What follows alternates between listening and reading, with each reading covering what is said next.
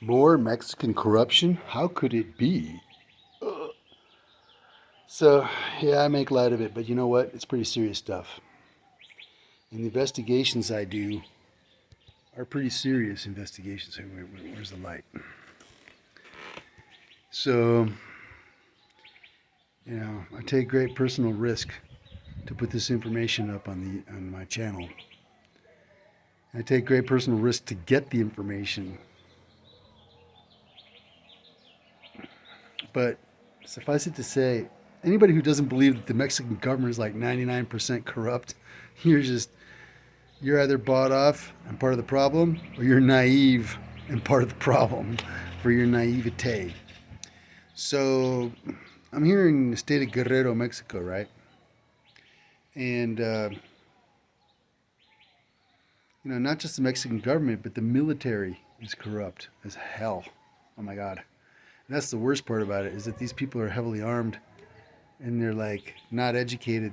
They're like lacking in common sense, and they have you know high caliber machine guns and rifles and 50 caliber machine guns on their trucks and all this stuff, roaming around the countryside looking for the bad guys. But they're the ones who are the bad guys. Here, I'll give you an example.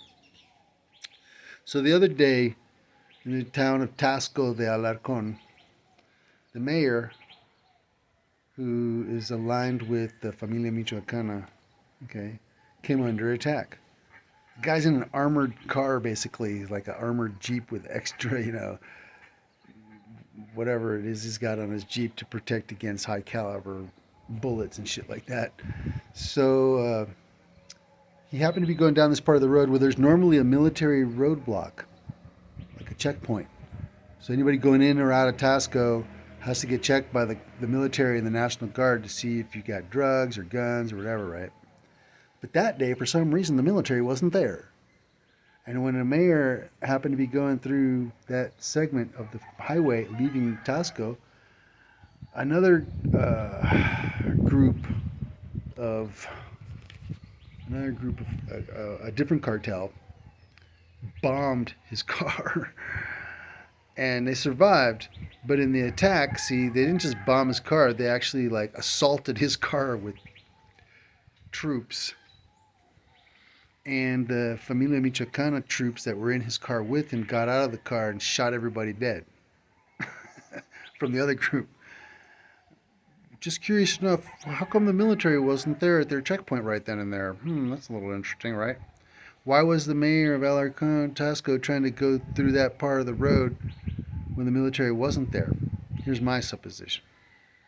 In that car, in that armored vehicle, they had a lot of contraband. And so they picked a precise moment when the Mexican military wouldn't be at their checkpoint. Or when they actually, like, maybe they called them away somehow to a different part. So, but this begs the question, how did the opposing group know, too? Someone in the military told them, hey, we're not going to be there from 10 a.m. to 11 a.m. or whatever, or 4 in the afternoon to 5 in the afternoon. Go ahead and bomb the guy's car. You'll be okay. We aren't going to be at the checkpoint. Whoa. This happens all the time. It's not just like a random one-time occurrence I'm talking about. This happens all the time. The Mexican military will be at this checkpoint or in this part of the town or whatever, and all of a sudden they disappear and they're not around. And it's when they're not around, all of a sudden, all these things happen. How do the people know to do those things at that time? Because someone's tipping them off, namely probably the Mexican military or the National Guard itself. Here's why this is so. Oh, there they go riding by right now. Here's why this is so disturbing and preoccupying. This is worrisome. You see, since 1994, when the Zapatista uprising happened in southern Mexico, the Mexican government went to the U.S. government and said, hey, give us military equipment. We need to fight these Native Americans, this heavily armed group of 15,000 Native Americans. And we'll use the military equipment to interdict drugs, too. Yeah, right. So, oh, there goes another patrol, just as I'm making the video. Coincidence, quinky dinky. So, get this. So, since 1994, anybody can go check the federal budget. You'll find out. The U.S. government has been giving Mexico like $100 million in free military equipment every year since 1994. I think I think it changed in 2012, and they don't give them so much anymore, but they still give them a lot. And for the stated purpose of interdicting drugs and finishing off the Zapatistas. Now, they never finished the Zapatistas off. They're there. They're still there after all these years, heavily armed in their communities, autonomous, independent of the Mexican government. But here's what happened. This is why the U.S. government's got to reconsider what it's doing and maybe cancel all the aid to Mexico, because Mexico is a narco state, led by the Claudia Sheinbaum people and Andres Lopez, Manuel Lopez Obrador, and the military. Okay, so I'll give you an example. I have so many different examples. So back in 2010, in Huatulco, Mexico, just outside of Huatulco in the ocean, the Marines captured a boat with 1,000 kilos of cocaine. I happened to be working on the coast at that time near there, and so I found out the whole scoop. Well, over the course of the weekend, it was like a Friday that they interdicted the boat, and they took the 1,000 kilos of cocaine to the Marine quartel there in Huatulco. And the Mexican federal government sent a detail down from Mexico City, like 20 heavily armed military cars, to go bring the 1,000 kilos to Mexico City. We know what that one was for. But when they got there, of the 1,000 kilos, only 450 kilos were left. What happened with the other 550 kilos? I mean, we're talking a shitload of coke here. Okay. All of a sudden, where I happen to be working in that community and everywhere along the coast, the price of cocaine dropped from, like, I can't remember what it was. I found out all this stuff. You could get an ounce of coke on the street for $250 in Oaxaca, Mexico. That lasted for a couple months. Everybody became addicted to coke and crack and shit. And then all of a sudden, when all that coke was gone, that free coke, basically free, cheaper than hell, everybody was addicted to coke, but they had to go back to the normal price. And like mayhem happened, like in all the communities along the coast of Oaxaca, people started robbing each other and killing each other just to get money to go buy crack. So that's one example. But I'm telling you, like, so if the stated purpose of the United States government is to give military equipment to Mexico to stop the flow of drugs, it didn't work. Because the Mexican military is so corrupt that most of the soldiers, see, they don't get paid enough. So they're willing to do anything to get that extra buck in their pocket to send home to their families. And like most of the people in this town who are in the military aren't even from here. They're from a different part of the country. And they represent different cartels in different parts of the country. And they're sent here as part of the military to secure the area. But really, they're not securing the area. They're watching the area for other cartels in other parts of the country. And you know it's true because they all walk around with face masks on. They don't want anybody to know who they are, which is kind of weird. I should probably know what your name is so I can report you if something's wrong. But they won't wear name badges, and they won't put, they wear face masks, and they have all of this military equipment from the United States. And they're using that military equipment to interdict drugs and then resell them. Yes, sir. Don't doubt it. Give you another example. When I went to Zihuatanejo years ago in 2018, I think I talked about this in another video, but I might have taken that video down because it's very controversial at that time. Within a month of my arrival, 10 state troopers were killed execution style. They're ambushed by the Mexican military. And why? I found out why. The Mexican military wanted those state troopers to give them information about the whereabouts of certain people. Maybe even me. And the state troopers wouldn't tell them anything. And so the Mexican military got angry and shot them all dead. Just so happened at that time that some kids from a town named Cocoyul stumbled upon the crime scene with all the seriously fresh blood and dead bodies and everything everywhere. And they ran away from the scene because they was like, holy shit. But they pilfered the scene. And the Mexican military found out that they had pilfered the scene of any extra bullets or whatever they could get. And so the Mexican military went to that town of Cocoyul in the following month and killed 30 teenagers. We're talking about a town of like 3,000 people. So 30 teenagers in a town of 3,000 people is a lot of people to die in 1 month. Then later, there was a reprisal against the Mexican military, and a bunch of military were killed and shot dead in bomb attacks. I mean, this is stuff that the Mexican government won't even talk about, won't even put it in the news. But it's serious stuff that if it was happening in the United States, holy shit, we'd be like, our military is doing that to our population. No way, we'd all be up in arms about it. Okay? So here I'm getting to the creme de la creme of the whole situation, all right? So the mayor of Tasco is heavily aligned with the mafia, the Familia Michoacana. And they're producing somewhere nearby here, probably lots of fentanyl, crystal meth, here in the hills around me.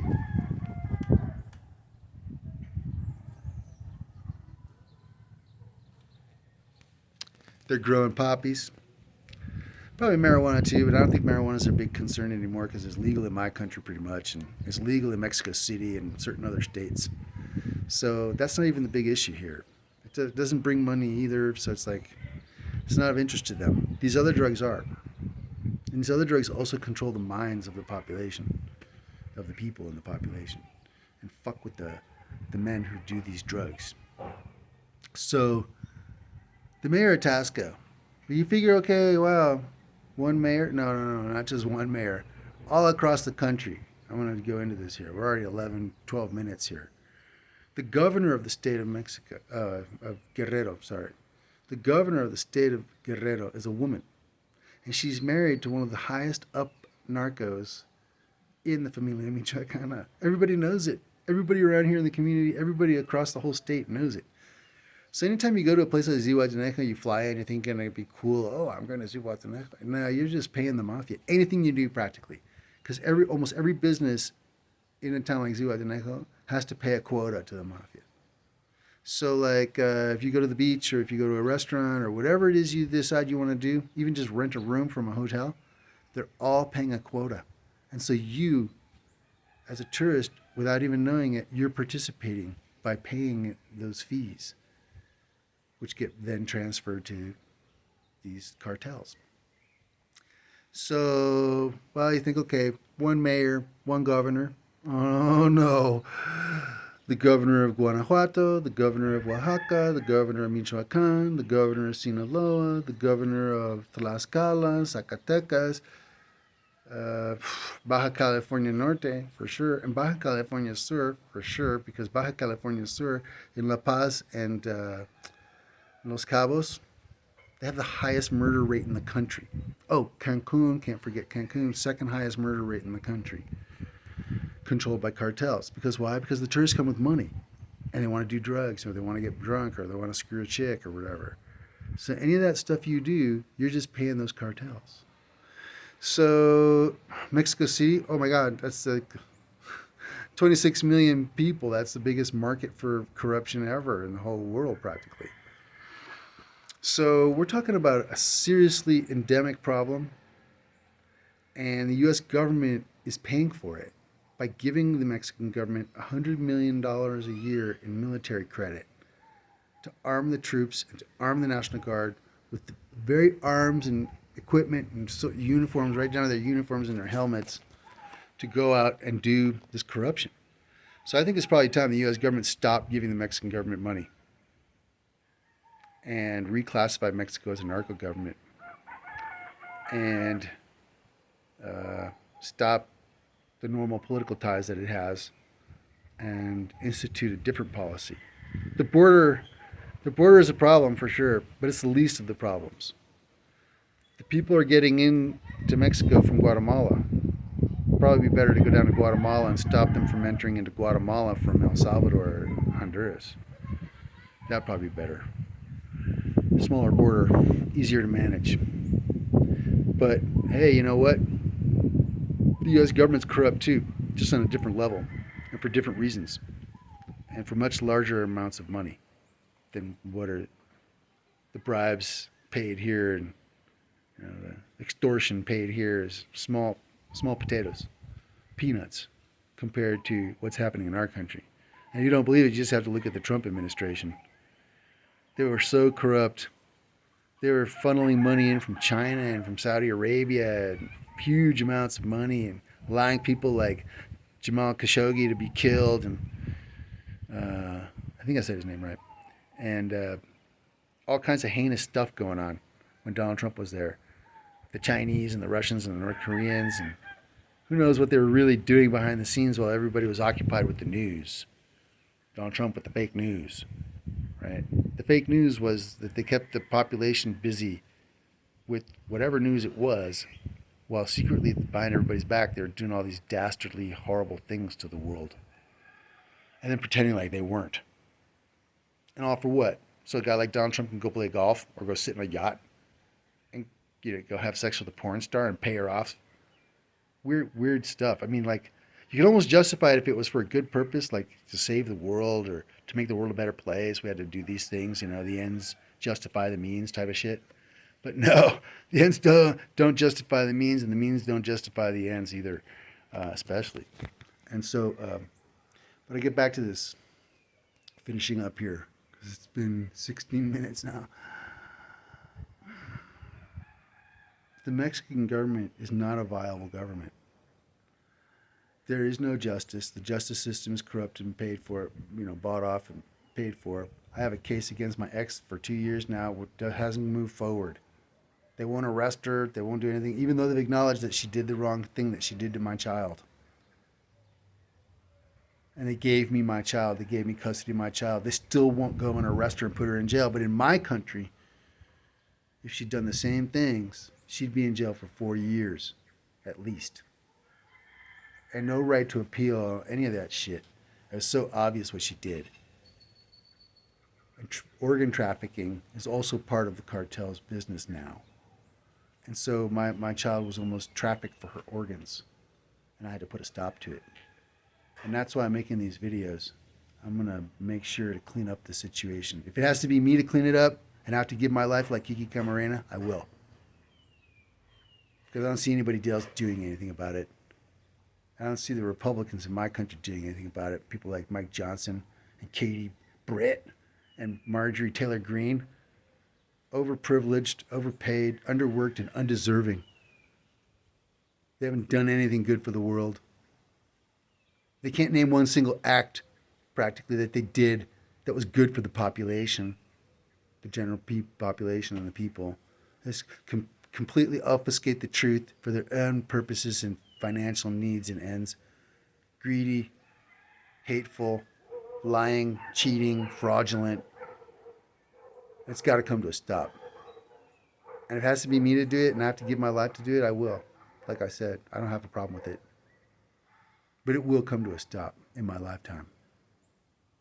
Leopold Richard Bamberger Alavizas reporting to you about more corruption in the Mexican government and the military.